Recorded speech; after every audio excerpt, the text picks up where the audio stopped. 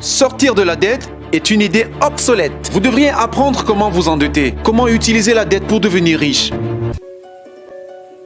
Il y a en chacun de nous un pauvre.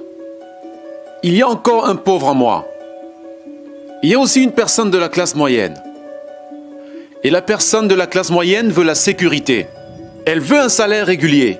Et il y a une personne riche. Et elles sont toutes à l'intérieur de nous. Sauf que ce n'est pas enseigné. On vous apprend à aller à l'école, à trouver un travail et un chèque de paie. On n'apprend pas comment devenir riche. Si vous avez lu « Père riche, Père pauvre », mon père riche a refusé de me payer. Il a dit que le salaire était l'une des choses les plus abominables que vous puissiez subir dans votre vie. Il a dit qu'au moment où vous prenez un chèque de paye, vous êtes un employé. Et c'est l'état d'esprit. Donc, mon père riche ne m'a jamais payé. Cela a rendu fou mon père pauvre. Vous savez, un employé du gouvernement dira toujours « Vous devez payer les gens !» Et mon papa riche ne disait pas que le chèque de paie était quelque chose de mauvais. Il ne voulait juste pas être esclave de l'argent. Donc, en tant qu'entrepreneur, vous savez, si mon père riche se plaît, j'essaie juste une autre entreprise. Je n'ai pas besoin de chèque de paie. Je n'ai besoin de personne pour prendre soin de moi. Si mon gouvernement ne m'aime pas, je déménage dans un autre pays. Parce qu'ils ont besoin d'entrepreneurs. Donc, l'entrepreneur n'est pas tant que cela l'entreprise. L'entrepreneur, c'est vraiment l'état d'esprit et les compétences. Et un ensemble de principes. Vous voyez, je n'exploite pas les petites entreprises. Les petites entreprises ne fonctionnent pas selon les mêmes règles que les grandes. L'entrepreneur est d'abord un état d'esprit, un ensemble de règles, de compétences. Et selon que vous soyez un employé ou une petite entreprise, les règles sont différentes. Les mentalités sont différentes. Les compétences sont différentes. Si vous pouviez dire quelque chose à quelqu'un qui n'a jamais été entrepreneur et envisage de faire un acte de foi pour devenir un entrepreneur, que pourriez-vous lui dire? Eh bien, je vais juste leur dire la même chose qui m'est arrivée. Vous savez, mon dernier chèque de paie, je me souviens clairement que c'était l'un des pires et meilleurs jours de ma vie. Et j'étais à Porto Rico, j'étais là. Je travaillais pour Xerox. Et mon patron m'a donné mon dernier. Ce n'était pas un chèque de paie, mais un chèque de bonus. Et je pense que c'était environ 30 000 $, imposable. C'est le seul problème avec ça. Alors j'ai reçu ce chèque et j'étais très excité, mais j'étais aussi dérangé. Et donc, cet autre gars vient vers moi. Il s'appelait John. Et John me dit ceci: « Tu vas revenir. » Et je lui ai demandé « Pourquoi ?» Il m'a répondu « Parce que tu vas échouer. » Je l'ai regardé et j'ai dit quelques mots grossiers parce que c'est ce qu'il a fait. Il a quitté Xerox, a échoué et il est revenu. J'ai répondu « Vous avez échoué et vous êtes revenu. Mais je vais échouer et je ne reviendrai jamais. » Et c'est ça l'attitude. Tu vois ce que je veux dire? Si tu dis « Eh bien, si j'échoue, je vais rentrer chez mes parents », alors c'est ce que tu feras. Donc, si vous échouez, c'est à ce moment-là que je suis devenu entrepreneur. Parce que je n'avais pas d'argent. Je n'ai pas eu d'argent pendant des années. Je n'avais pas de chèque de paie. Mais c'est ce que mon père riche m'a encouragé à faire. Il m'a appris que lorsque vous ne disposez pas de chèque de paie, vous êtes fâché, plus intelligent, et c'est un test de caractère.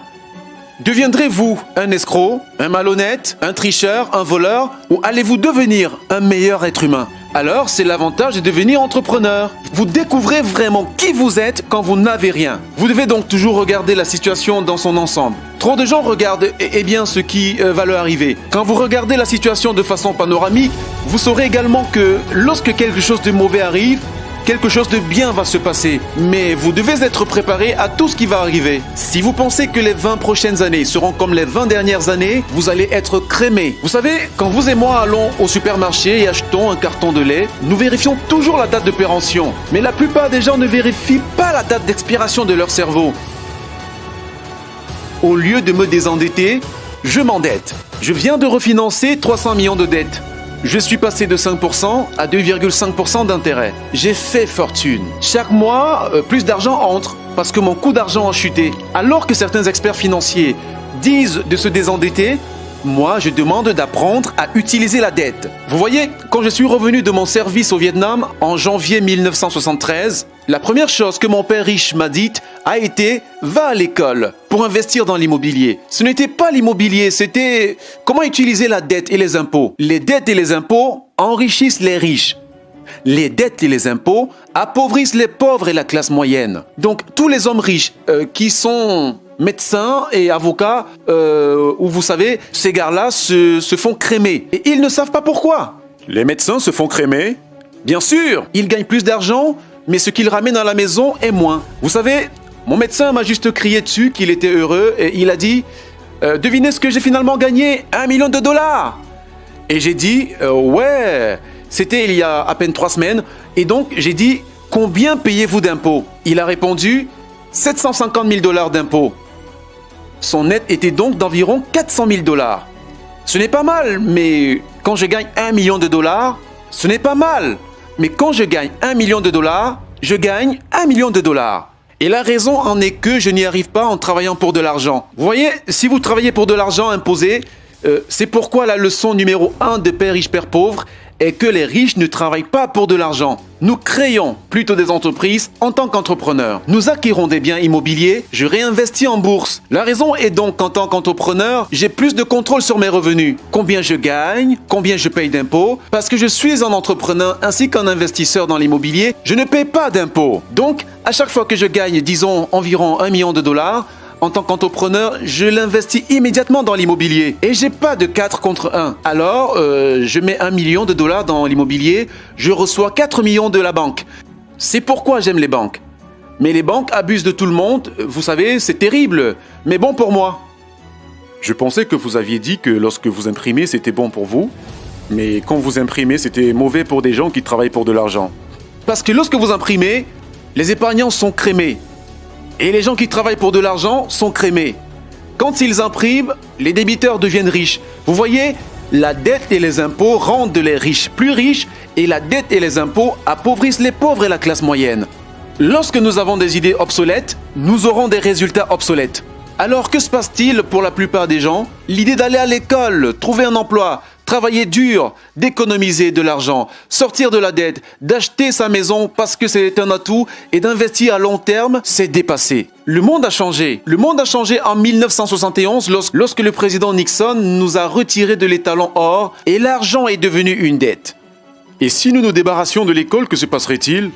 Non, je dis que l'éducation était plus importante avant. Elle est simplement obsolète. Vous savez, il y a la loi de Moore qui stipule que l'information double tous les 18 mois. En d'autres termes, tout est obsolète tous les 18 mois. Donc c'est un phénomène récent. Alors, quand tu sors de l'école, tu es déjà obsolète. Et c'est pour cela que je suis le vieux. Tu sais, je rencontre mes amis, je suis allé à Harvard et j'ai dit « Ouais, ça fait combien de temps il y a 50 ans ?» Aujourd'hui, les banques vous facturent des intérêts pour économiser de l'argent. En d'autres termes, les banques ne veulent pas de votre argent parce qu'ils en ont trop imprimé. C'est pour cela qu'il y a des bulles et des actions et des bulles dans l'immobilier et tout cela. Les gens se débarrassent de l'argent liquide parce que, comme je l'ai dit ici, les épargnants sont des perdants et l'argent est une poubelle. Et pourtant, les gens disent « Eh bien, je veux un emploi bien rémunéré. » Eh bien, c'est une idée obsolète. Sortir de la dette est une idée obsolète. Vous devriez apprendre comment vous endetter, comment utiliser la dette pour devenir riche. Et ils ne vous apprendront jamais les impôts. La raison pour laquelle le 1% est très haut ici et les 99% vont dans cette direction, c'est que lorsque vous imprimez de l'argent, deux choses se produisent. L'inflation et les impôts. Cela les écrase. Et tout entrepreneur qui pense « je veux juste gagner de l'argent » et démarrer une entreprise et gagner beaucoup plus d'argent parce que c'est de cela que nous parlons, ils doivent vraiment sentir l'homme des roses. Vous savez, ce n'est pas ce que sont les vrais entrepreneurs. La plupart des entrepreneurs, il y a 28 millions de propriétaires de petites entreprises en Amérique. 24 millions sont des entrepreneurs indépendants. Ils sont appelés entrepreneurs non salariés. Et donc, c'est ce qui se passe quand les gens ne comprennent pas vraiment ce que fait un entrepreneur. Donc la plupart des gens sont des travailleurs autonomes, mais ils ne sont pas vraiment des entrepreneurs. Les travailleurs indépendants payent les impôts les plus élevés de tous. Mais personne ne leur dit cela. Ou il est aussi appelé l'esprit d'entreprise. Mais ce dont nous parlions en fait, c'est d'une mauvaise économie. Vous les connaissez de l'extérieur, vous et moi. Mais nous avons tous une économie interne. La volonté de changer notre économie interne. Donc pour moi, je peux voir le bien, je peux voir le mauvais. Je m'en fous parce que je vais être riche de toutes les façons. Mais une personne pauvre, avec une mauvaise économie personnelle, tout ce qu'elle va voir, c'est une mauvaise économie.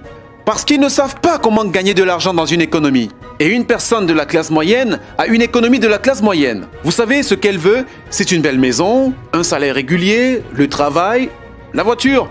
Et donc, lorsque vous leur ôtez leur travail, c'est un désastre. Eh bien, comme un entrepreneur n'a pas de travail, de toutes les façons, ce n'est pas grave. Alors, tout ce que je dis aux gens, et c'est ce que Bucky Fuller m'a appris, il y a toujours deux côtés.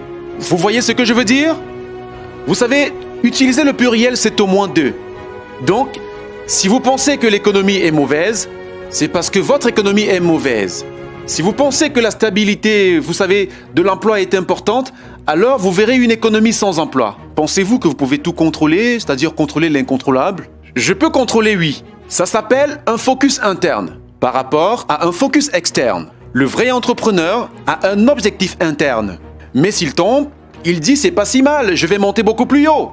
La personne moyenne tombera et dira oh, je vais prendre Prozac. Ou quelqu'un a des erreurs. Toutes les erreurs ne comptent pas. Les erreurs comptent. Cela signifie que vous ne saviez pas quelque chose. Mais un vrai entrepreneur, qu'il tombe ou qu'il parte, il peut toujours monter. Il peut se relever et aller plus haut. Peu importe ce qui lui arrive. Il est devenu plus fort et meilleur, plus intelligent et plus heureux. Mais une personne avec un état d'esprit interne faible a tellement peur de ce qui se passe. Cela arrive généralement. Comme vous savez, les gens qui ont peur de perdre leur emploi perdent généralement leur emploi. Tu vois ce que je veux dire? Sans doute parce que tout vient de nous. Ouais donc, le premier travail d'un entrepreneur est de contrôler tout ce qui se passe à l'intérieur et non pas à l'extérieur. Au moment où vous prenez ce chèque de paie, vous êtes un employé. Vous devez être plus fort que cela.